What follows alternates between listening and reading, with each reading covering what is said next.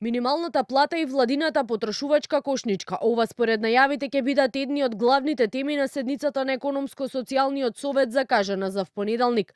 Од владата остануваат на ставот договор за повисок минималец мора да се постигне помеѓу синдикатите и работодавачите, а тие, доколку има, ќе поддржат било какво решение.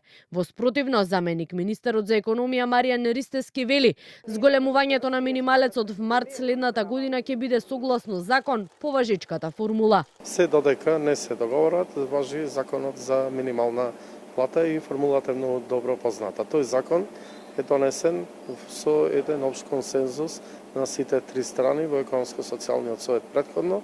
Ние тоа го почитуваме и секоја одлука која понатам треба да се носи, треба да биде исто така со консензус, односно договор на сите три страни. Од Бизнис конфедерацијата велат секогаш е потребно да се зголемува платата, но треба да го прават оние кои реално можат, бидејќи оценуваат дека економијата не секаде е подеднакво развиена. Тие како бизнис сектор предлагаат зголемување на платите, но придонесите да останат на исто ниво како и досега. Очекуваме барем дел од нашиот предлог да биде прифатен, а тоа е доколку има можност, не мора да говориме за субвенции по основ на социјални придонеси, меѓутоа може да збориме и за олеснувања, кои исто така многу ќе значат за покачување на платата, така да и работодавачите и владата имаме шанси да им помогнеме за подобар животен стандард. Дали синдикатите и работодавачите ќе успеат да се договорат останува отворено прашање.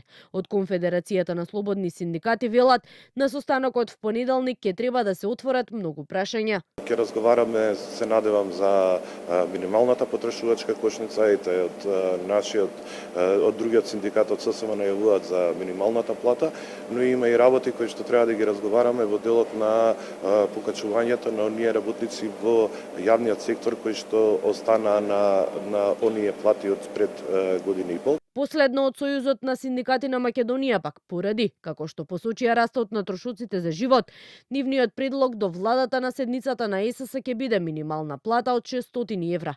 Нивните пресметки покажуваат дека на едно 4-члено семејство за основните потреби месечно му се потребни околу 65.000 денари.